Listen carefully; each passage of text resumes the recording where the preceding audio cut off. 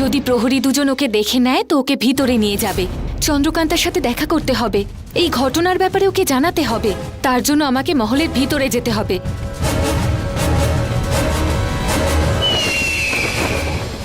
ও, তার মানে তুমিও ওনাকে বলেছো যে উমাং তোমার বন্ধু? কবে থেকে? এই কিছুক্ষণ আগে। আমি উমাংকে ভালো করে চিনিও না, কিছুক্ষণ আগে আলাপ হয়েছে, দেখলাম ও খুব ভালো ছেলে, সবার কত খেয়াল রাখে, তাই বন্ধুত্ব করলাম। এমনিতে আমার পুরনো স্মৃতি তো কিছুই মনে নেই। এখানে আসার পর থেকে দুজনই তো আছে যারা ভালোভাবে কথা বলে, আমার খেয়াল রাখে, উমাং আর ধীর। সেই জন্য আমার উমাংয়ের কথা মনে পড়ছিল, তাই জিজ্ঞেস করতে এলাম উমাংয়ের কি হয়েছে। আরে ওই দেখ পাখি, আমাদের চক্রব্যূহ ভেদ করে ভেতরে কি করে এলো? নিশ্চয়ই কোনো জাদুর পাখি হবে, ওকে আটকাতে হবে। ভদ্রামা, আমি আপনাকে কিছু বলতে চাই। কি বলবে বলো, আমিও শুনতে চাই। আমি ওই ঘরের দিকে যাচ্ছিলাম, তখন আমি চেঁচামেচির আওয়াজ শুনতে পাই। সেখানে গিয়ে দেখলাম যে সবাই অজ্ঞান হয়ে রয়েছে, ধীরও অজ্ঞান হয়ে রয়েছে।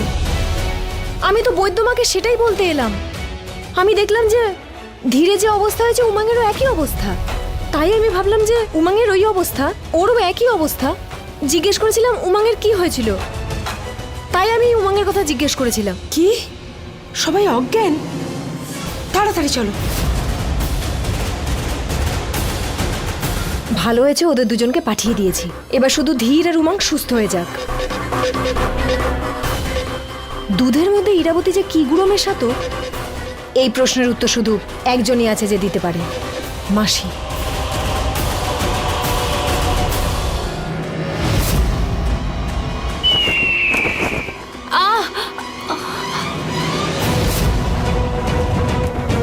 তোমার কাছে অনেক অস্ত্র, আমার কাছে একটা অস্ত্র আর দুটো শিকার। আমি নিজেকেও বাঁচিয়ে নেব আর এই মৃতপ্রায় গয়নাকেও।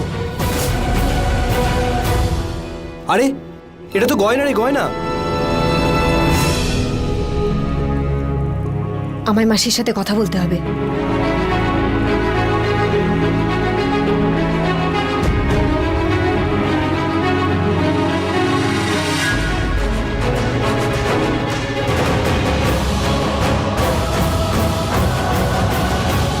না না, একে আমরা ভেতরে নিয়ে যেতে পারবো না। রাজকুমার ধীর একে মহল থেকে বার করে দিয়েছিল। যদি একে ভিতরে না নিয়ে যাই তাহলে তো মরে যাবে, ওর অবস্থা খুবই খারাপ। কিন্তু রাজকুমার ধীর একে যদি ভেতরে নিয়ে যায় তাহলে উনি রেগে যাবে। যদি ওকে ভিতরে না নিয়ে যাই তাহলে ও মরে যাবে। চন্দ্রকান্তা খবর পাঠিয়েছে, ও আমায় ডাকছে। এমন কি ঘটলো চন্দ্রকান্তার ঘরে যে সবাই অজ্ঞান হয়ে গেল? কি করব, একে ভেতরে নিয়ে যাবো নাকি এখানেই ছেড়ে যাব? এভাবে ফেলে রাখলে তো মরে যাবে। কিন্তু একে ভেতরে নিয়ে গেলে তো রাজকুমার আমাদের মেরে ফেলবেন। গয়না গয়না আহত হলো কি করে?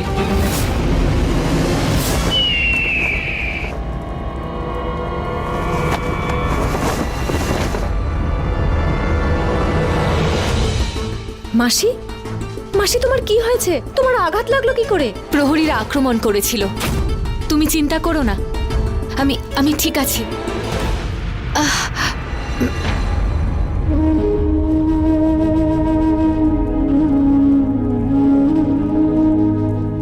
মাসি, তোমার সাথে কিছু জরুরি কথা আছে।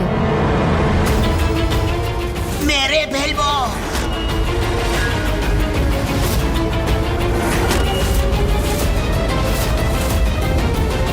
এটা মনে হয় ওই ফুলের প্রতিক্রিয়া, ধুতুরা। তার মানে ইরাবতী ওর নিজের ছেলেকেই দুধের সাথে ধুতুরা মিশিয়ে খাওয়ায়? কিন্তু কেন? হতে পারে ধীর খাওয়ার জন্য নিজেই চেয়েছে। কিন্তু আমি শুনেছি আফিম আর ধুতুরা এমন দুটো জিনিস যার নেশা একবার ধরে নিলে আর ছাড়া যায় না। ধীর এমন নেশা কেন করবে যেটা ও ছাড়তে পারবে না? কেন করতে পারে না? কারণ ও একজন রাজকুমার, একজন যোদ্ধা। আর এক যোদ্ধাকে যুদ্ধ করতে হলে জেতার জন্য চাই শক্তি, ইচ্ছা, মনোবল, জেতার মনোভাব, যেটা ও ধুতুরা থেকে পেতে পারে। একবার যদি কেউ ওটা খেয়ে নেয়, তার মাথায় জেতার নেশা চড়ে বসে, সে যে কাউকে মারতে পারে। তুমি এখনই তো আমায় বললে যে উমাঙ্গের সাথে কি হয়েছিল, সে তোমায় মারার চেষ্টা করেছিল। এই অভ্যেস, এই নেশা মানুষকে পাগল করে দেয়। আর যে এই নেশা শুরু করে সে যে কোনো কাজ করতে পারে। তোমার কি মনে হয় ইরাবতী ওকে ধুতুরা খাওয়ায় আর ধীর এই কথা নিজেই জানে না? না চন্দ্রকান্তা, ধীরের মাথায় এতটাও কম বুদ্ধি নেই। কিন্তু মাসি, ধীর এই দুধ কেন খেতে যাবে? না মাসি, কোনো অন্যায় তো হচ্ছে ওর সাথে। হয়তো ও না জেনে, কিছু না বুঝে জোর করে ওকে এটা খাওয়ানো হচ্ছে। তুমি মনে করছো ধীরকে কেউ জোর করেই কাজ করাচ্ছে? না চন্দ্রকান্তা, না। তুমি নিজে ভালো, তাই তোমার চারিদিকে শুধু ভালোটাই দেখতে পাও। ইরাবতী আর ধীর দুজনের চিন্তাধারাই একই রকমের, দুজনে মিলেই চক্রান্ত করছে। দুজনের মানসিকতা এক, দুজনেই খারাপ। ওদের কথা বাদ দাও, আমি কিছু বলতে চাই। না মাসি, আগে আমি এটা জানতে চাই, ধীর কি এই দুধটা জেনে শুনে খাচ্ছে নাকি না জেনে। আগে আমি এটা জেনে নিই, তারপর তোমার সাথে কথা বলবো। চন্দ্রকান্তা, চন্দ্রকান্তা শোনো না। চন্দ্রকান্তা, তুমি ওই ছেলেটিকে ভালোবাসতে পারো না। যদি তুমি এরকম ভাবে ধীরের কথা ভাবতে থাকো, তাহলে নিজের লক্ষ্যে কি করে পৌঁছবে? না, আমি এটা হতে দেব না। আমি ধীরের কাছে তোমায় যেতে দেব না। আর যদি তুমি না শোনো, তাহলে ধীরকে আটকাবো, আটকাতেই হবে। গয়না, এখানে দাঁড়িয়ে কি উল্টোপাল্টা বলছো তোমরা? এখানে গয়না আহত হয়ে পড়ে আছে, আর তোমরা বলছো যে ওকে ভেতরে নিয়ে যেতে পারবে না। তোলো একে মূর্খের দল, ওর চিকিৎসার প্রয়োজন। কিন্তু আমরা একে ভেতরে নিয়ে যেতে পারবো না। রাজকুমার ধীর একে মহল থেকে বার করে দিয়েছিলেন। ওকে ভিতরে নিয়ে গেলে রাজকুমার আমাদের মেরে ফেলবে। আর তোমরা যদি ওকে এক্ষুনি ভেতরে নিয়ে না যাও, তাহলে আমি তোমাদের মেরে ফেলবো, চোখের আগুনে ফেলে ভস্ম করে দেব। তোলো ওকে। ঠিক আছে ভদ্রমা।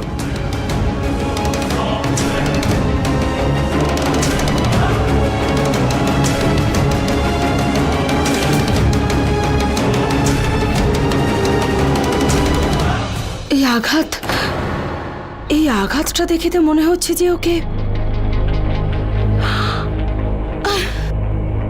এই আঘাতটা ও করেছে। তার মানে ও গয়না, এটা কি করেছিস তুই?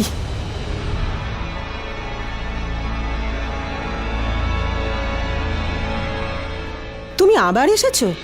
দেখো, কোনো প্রশ্ন কিন্তু আমাকে জিজ্ঞাসা করবে না। কি করে হলো, কেন হলো, কবে হলো।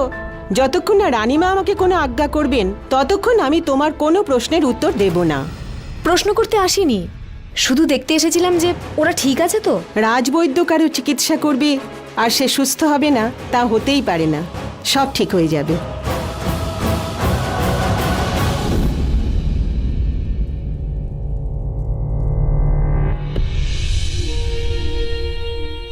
ইরাবতী আর ধীর দুজনের চিন্তাধারাই একই রকমের, দুজনে মিলেই চক্রান্ত করছে। দুজনের মানসিকতা এক, তাই ওদের বিশ্বাস করো না। চন্দ্রকান্তা, আমার থেকে দূরে যেও না। আমাকে ছেড়ে যেও না তুমি।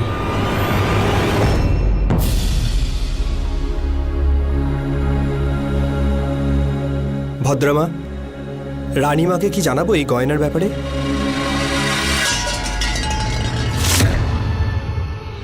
তুমি প্রহরীর মতোই থাকবে। আমাকে যদি প্রশ্ন করো, তাহলে তোমাকেই একটা প্রশ্ন চিহ্ন করে দেব। যাও এখান থেকে।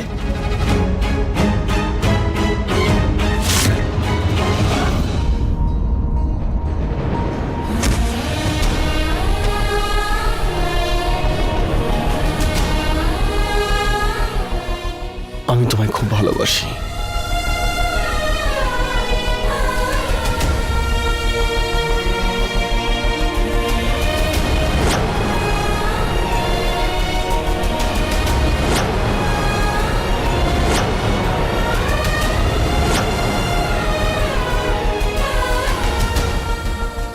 কখনো মনে হয় ভালোবাসো না, কখনো মনে হয় ভালোবাসো। সত্যিটা কি ধীর? তুমি কি চাও বলো তো?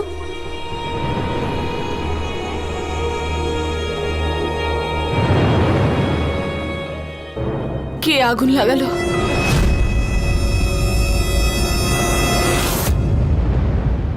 যেও না তুমি।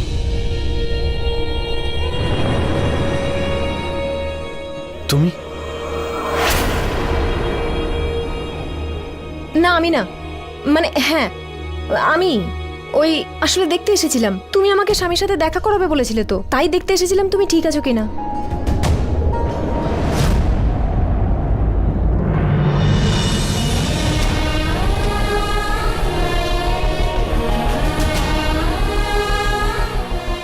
আগুনটা কে লাগালো?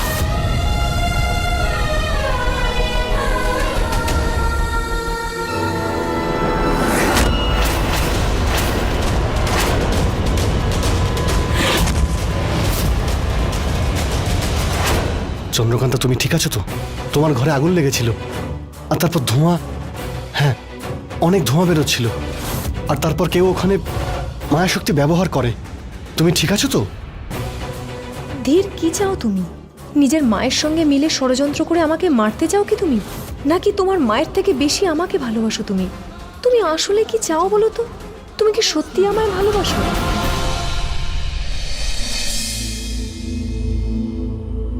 গয়না, তুই ঠিক আছিস তো?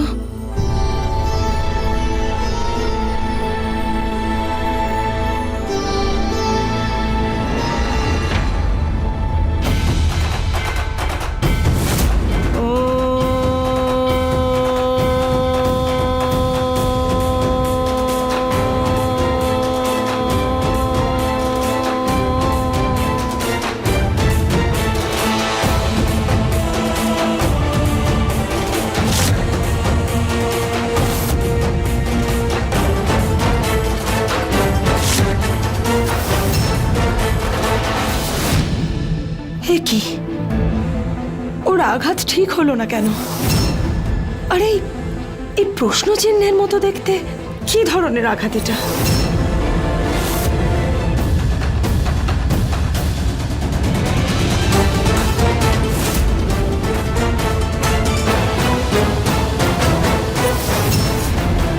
এটা কিছুতেই হতে পারে না।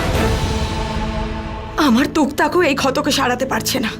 এটা অসম্ভব। তার মানে আমি ঠিকই সন্দেহ করেছি, এই আঘাত ওই রাক্ষসটাই করেছে।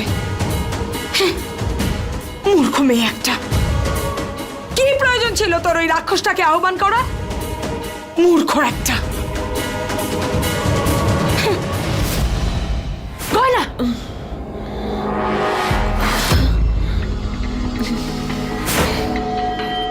আপনি এখানে?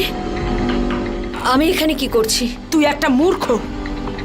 আগে আমাকে এটা বল যে তুই ওই রাক্ষসটাকে কেন জাগালি? কেন এই অনর্থ ঘটালি তুই? কেন?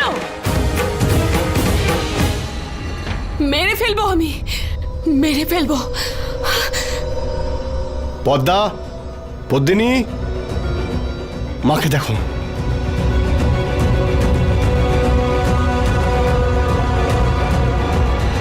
তুমি আমাকে বলো, তোমার কোনো আঘাত লাগেনি তো? না ধীর, আমি ঠিক আছি।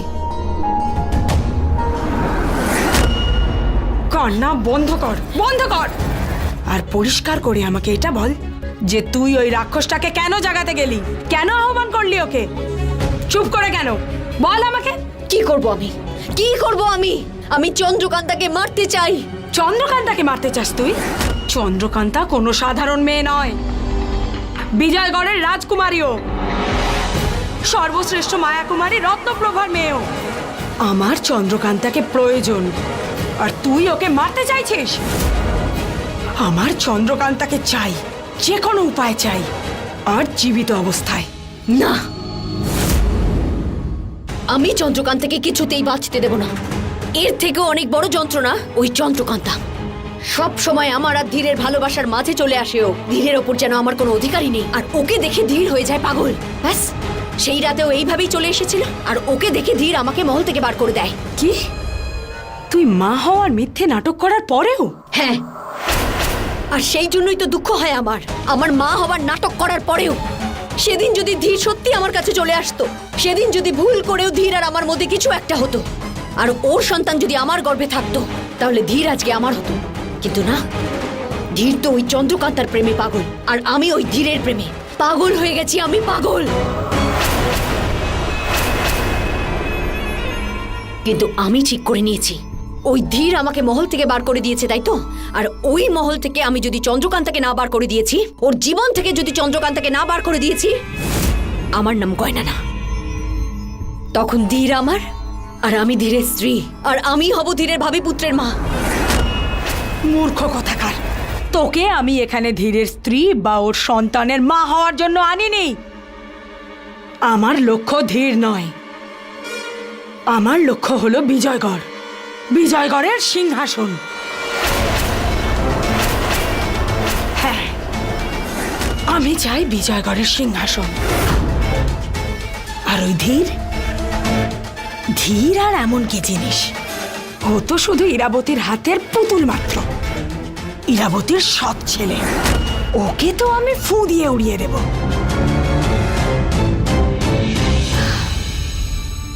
তুই কি ভেবেছিলি শুধু ধীরের জন্য তোকে আমি এই বিপজ্জনক খেলার অংশ বানালাম গয়না? তোর প্রাণ সংকটে ফেললাম আমি ধীরের জন্য? না গয়না, না, এই খেলাটা ধীরের মতো তুচ্ছ কারোর জন্য নয়। এই খেলাটা আমি খেলেছি বিজয়গড়ের সিংহাসনের জন্য, ওই মায়াবী অস্ত্র লাভ করার জন্য। ইরাবতী মনে করে যে ওই মায়াবী অস্ত্রের জন্যই আমি পুজো পাঠ, জপ, তপ, মন্ত্র, তন্ত্র, সাধনা, আরাধনা এইসব করছি। না, মূর্খ ওই ইরাবতী। হাহ, ইরাবতীও আমার এই বিপজ্জনক খেলার একটা ছোট্ট ঘুঁটি, আর এই ঘুঁটিকে কখন আর কিভাবে ব্যবহার করতে হয় সেটা আমি ভালো করেই জানি।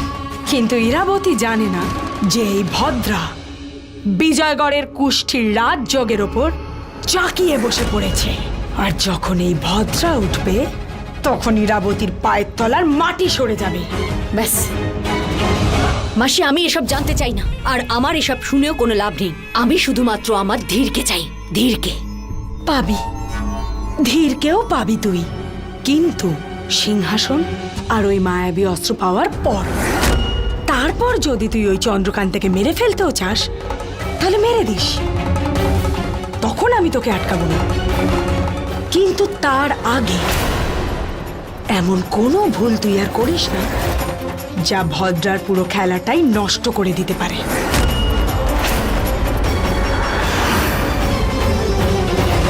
মা, তুমি ঠিক আছো তো?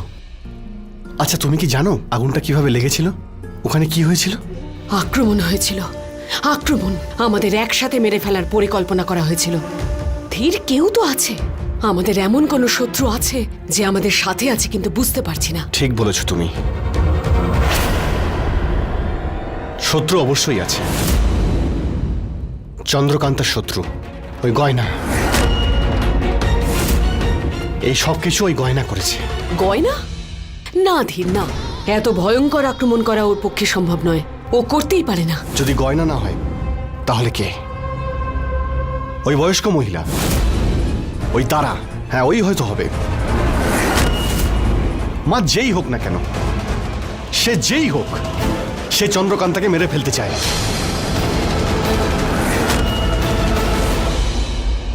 ধীর, শুধু চন্দ্রকান্তা কেন, সবার উপরেই তো আক্রমণ হয়েছে। না মা, আক্রমণটা চন্দ্রকান্তার ঘরেই করা হয়, চন্দ্রকান্তাকেই করা হয়।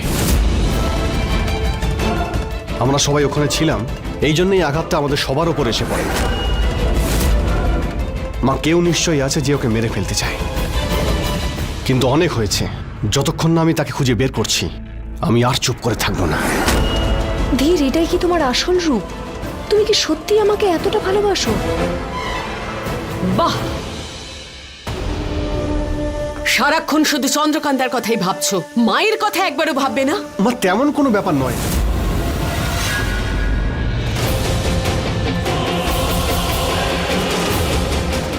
মায়ের হাতে যে চিহ্ন ছিল, মা বলতো চন্দ্রকান্তা টুকটাক করার জন্যই নাকি সেটা হয়েছে। তাহলে সেটা গেল কোথায়?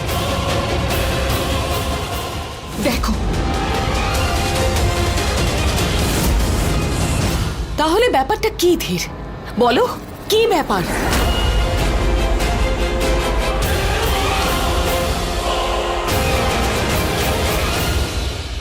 ধীরের মুখে খালি সবসময় আমার নাম। ওর মায়ের থেকে বেশি আমার খেয়াল রাখে। ওকে সন্দেহ করার আর কোনো কারণই দেখতে পাচ্ছি না এখন। চন্দ্রকান্তা, চন্দ্রকান্তা, আমি তোমার জন্য একটা জিনিস নিয়ে এসেছি। কি নিয়ে এসেছো? এখানে নয়, ভিতরে গিয়ে বলবো, চলো। বসো। বলো না, কি এনেছো? প্রথমে তুমি আমায় সেটা দাও যেটা আমার চাই। কি? ক্ষমা। আমি তো তোমার সাথে খুব বাজে ব্যবহার করেছি, আর জানি না তোমায় কি কি বলেছি।